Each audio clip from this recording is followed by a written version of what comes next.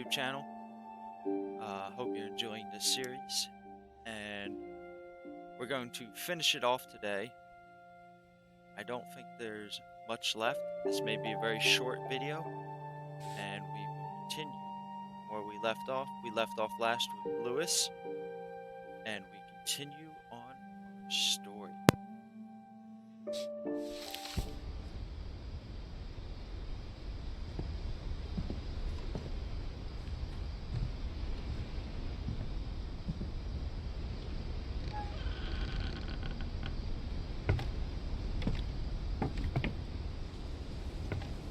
On the way back from Lewis's funeral, my mom told me to start packing. She waited until the day before we left to tell Edie. I'm not sure if she wanted to make it easier or harder.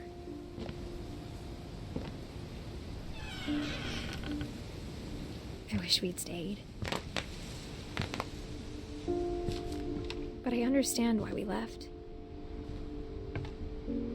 My mom ended up leaving everything behind.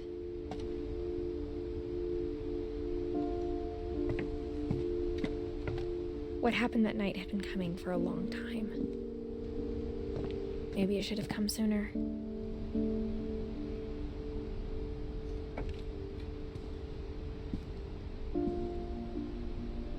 But it had to end one way or another.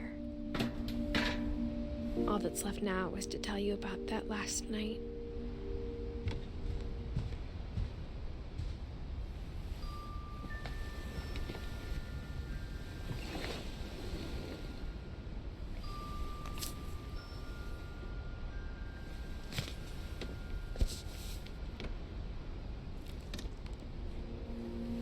That whole last day, Edie just watched us pack and didn't say a word.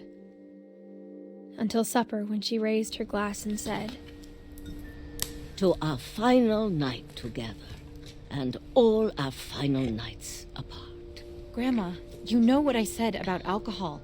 Some of your medications are very Edith, specific. I left a present for you in the hallway. Why don't you go open it? The grown-ups have to argue now. I'm sorry, you're right. We're all leaving tomorrow. Let's just enjoy our last... I'm not leaving. Edith, you're excused.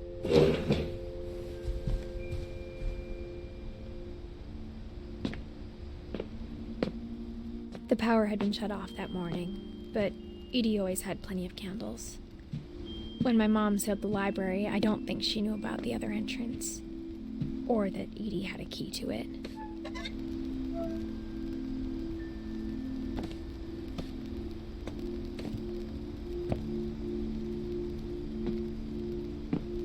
That thing you're afraid of isn't going to end when you leave the house. Edith has a right to know these stories. My children are dead because of your stories. I think it's best if Edith and I leave tonight. We'll have the nursing home send a van for you in the morning, okay?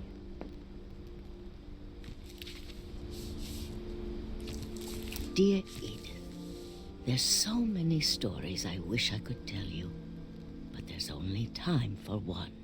This is about what happened on the night you were born. That night, the tide went way, way out. It was the first and last time I ever saw the old house aground. There'd been an earthquake out in the middle of the ocean. They called it the lowest tide in 1,000 years. God, it smelled awful. You know, I've seen that house every day of my life.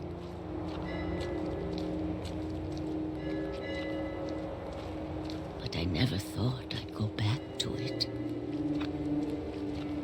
When the fog rolled in, I lost my way.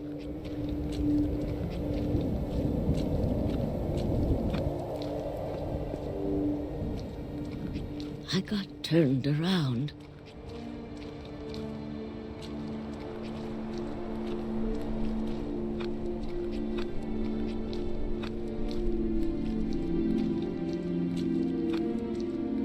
For a while, I wandered.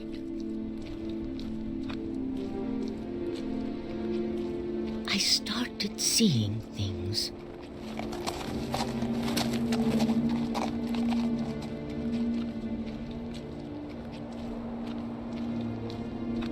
Things I'd forgotten had ever existed.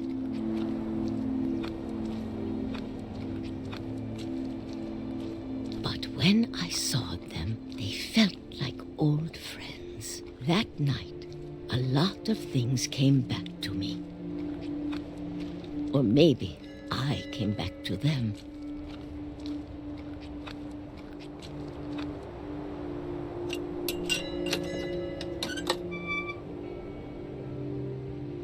Things I can't explain, but that I need you to try and... Edith, what are you doing in here? It's mine. Edith! Mom, you're gonna rip it! Let go! I kicked and screamed, but Mom dragged me to the car.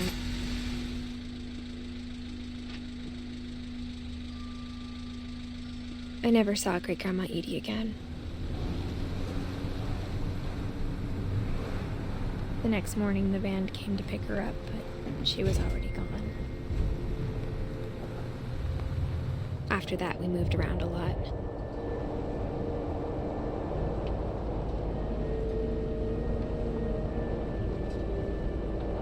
We both tried to make the best of it.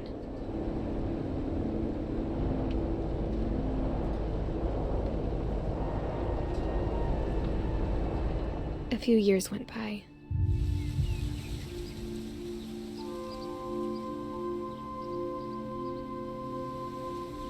My mom didn't like to talk about it, but she started getting sick a lot. The rest happened pretty quickly.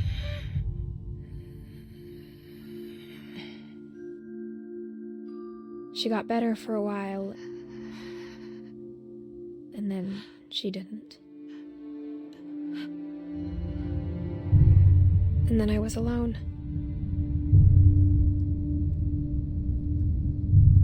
The last Finch left alive.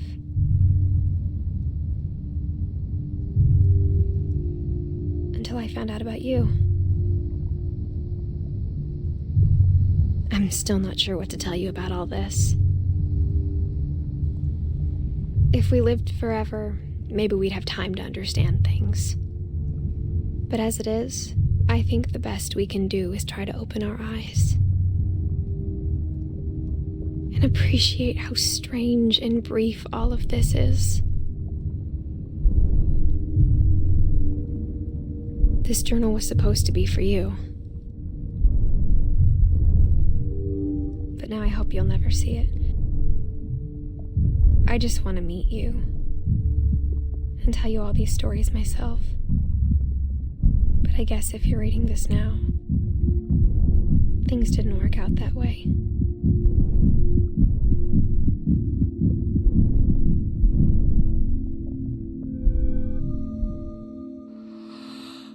This is where your story begins. I'm sorry I won't be there to see it. It's a lot to ask, but I don't want you to be sad that I'm gone. I want you to be amazed that any of us ever had a chance to be here at all. Good luck.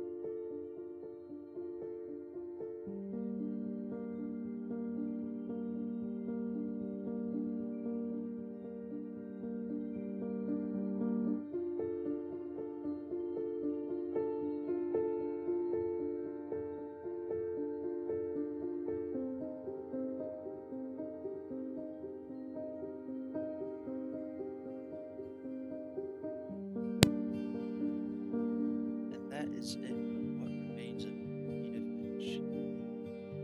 Please like and subscribe.